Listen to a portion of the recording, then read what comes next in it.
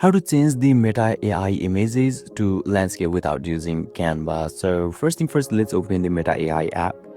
And once you open it, you can see there is three lines at the top left corner of the section. So just tap on that three lines. Once you tap on that button, you can see there is option in second, which is chat. So just tap on it, and finally you need to enter a prompt in here. So just tap on it and just enter a prompt, changes to landscape, or change my image to landscape, and simply upload a photo by tapping on plus icons on the screen.